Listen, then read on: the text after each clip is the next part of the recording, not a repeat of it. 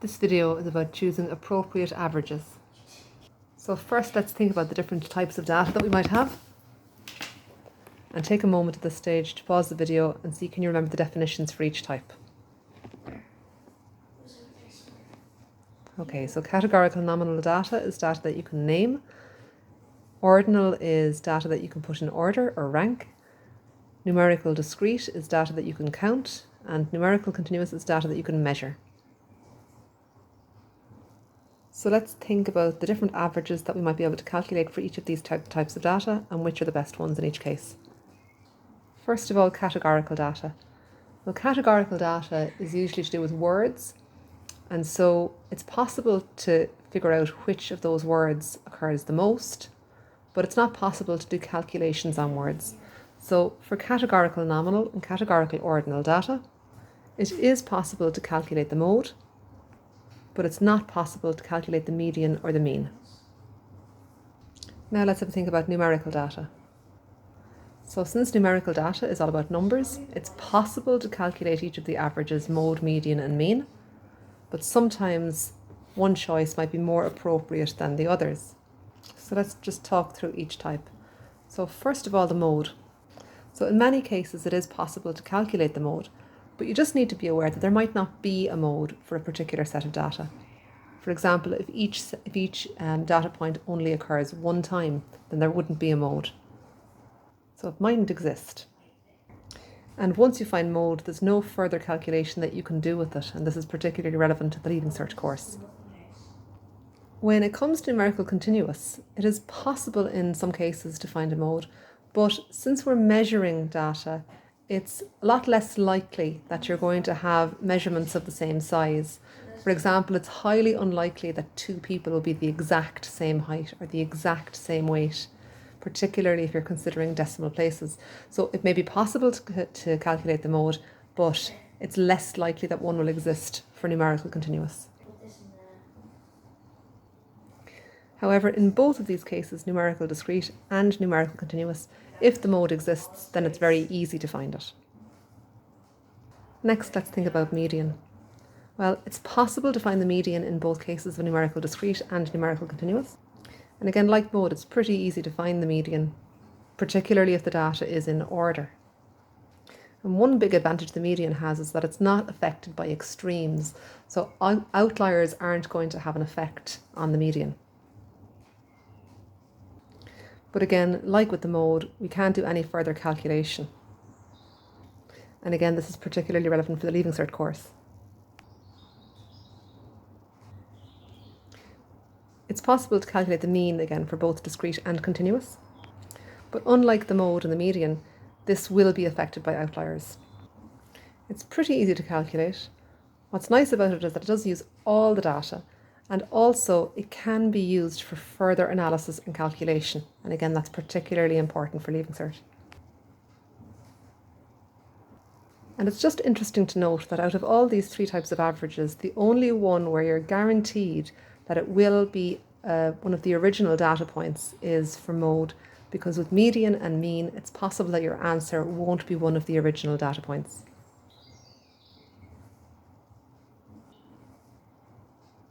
And now here's an example.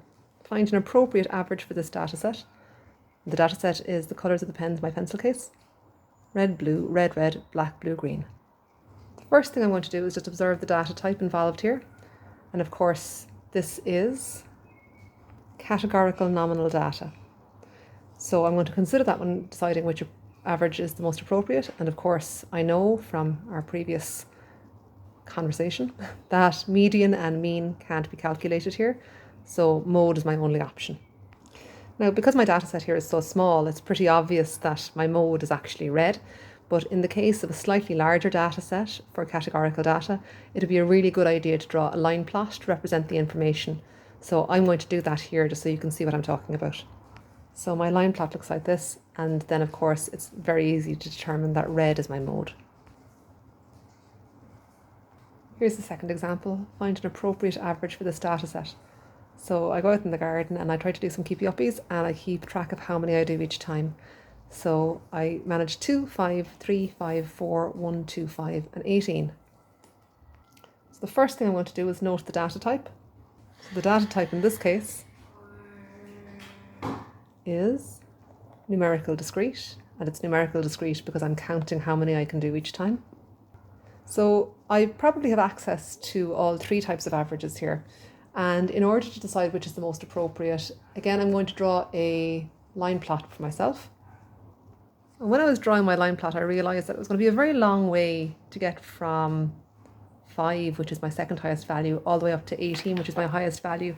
So I've decided to accordion or squeeze down my line plot a little bit. I'll only ever do that if it's a really big gap. So if I have a gap of 2 or 3 on the line plot, I wouldn't bother doing that. But here I have a gap of 10 or more, so I feel justified in doing that to my diagram. And now I'm going to fill in my data points onto the line plot. So my line plot looks like this. And I'm just going to take note of the fact that I've got a very clear outlier in this case, which is the 18. So this piece of data is an outlier because it's really quite far away from all my other pieces of data. And since I have an outlier, this really rules out the mean being the most appropriate average. So this outlier rules out the mean as the most appropriate or the best average. That's not to say that I can't find the mean. I can, of course, calculate the mean, but it just wouldn't be the one that would best reflect the overall data set. So then I'm left with the choice between the mode and the median. The mode is really easy to get in this case. Obviously, the mode is going to be 5, and that's because it's the most frequent data point that occurs in the set. And I'm also going to calculate the median, and then I'll make a decision. So don't forget, to find the median, I'm going to first of all locate it by using n plus 1 over 2. N is the number of data points. In this case, I have 9 data points, 9 numbers in my list.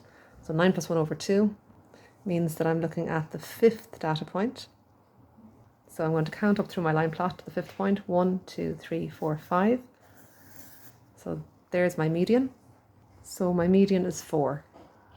And the median is the piece of data that has 50% of the data below it and 50% of the data above it. So when I'm making my choice as to which is the most appropriate average, I can choose the mode or I can choose the median as long as I can back it up with argument. So the mode in this case is the most common number of keepy uppies that I managed. It's the most frequent. So on that basis, I could argue for the mode being the most appropriate. Arguments that I could make against the mode. Well, if I was to discount my outlier of 18, I can see that the mode 5 in that case would be my top value. So it wouldn't really represent the middle of this data particularly well if the outlier was eliminated. However, on the other hand, the median would still represent the data very well, even if that outlier was eliminated, because it is quite close to the middle of the rest of the data still. So no matter if the outlier is in or out, 4 is still a good representation of the middle of the data. And just to point out with outliers, I don't need to eliminate outliers in general in my calculations, but it's just important to be aware of what the situation would be if they were not part of the list.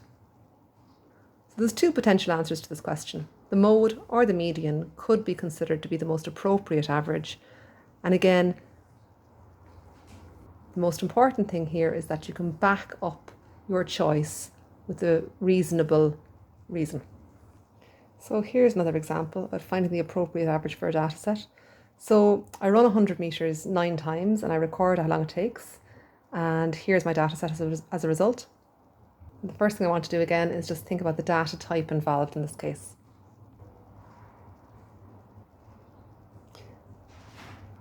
So in this case, it's numerical continuous.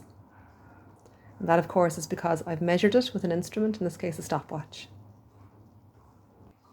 And since it's numerical continuous, I have all 3 types of averages available to me: mode, median, and mean. Now, if I look at my data in this case, I'll notice that no piece of data repeats itself. So the mode isn't going to be an option in this case. It's just not possible to get a mode, there isn't a mode. Median will be possible to find, and mean will be possible to find. I'm going to start by ordering my data. Now this time I'm not going to draw a line plot, and the reason for that is that the values involved are decimals. I'd have to leave really big gaps: 15.0, 15.1, 15.2, 15.3, 15.4, and so on and so forth, all the way from 14.8 actually, all the way up as far as 17.2. So that's really too much altogether. So what I'm going to do instead is just carefully list them in order. So pause the video and take a moment to do that yourself. So I've ordered my data. And like we said, mode isn't an option, and that's not particularly surprising for numerical continuous data. I can locate the median, and I can calculate the mean. Pause the video now and do both of those calculations yourself. And here we have the median is 15.8 and the mean is 15.71. So there's not an awful lot in it. They're both pretty good choices for average. The mean might have a little bit of an edge in that we could use it to go on and do further calculation. But that's the only real advantage of mean in this particular case.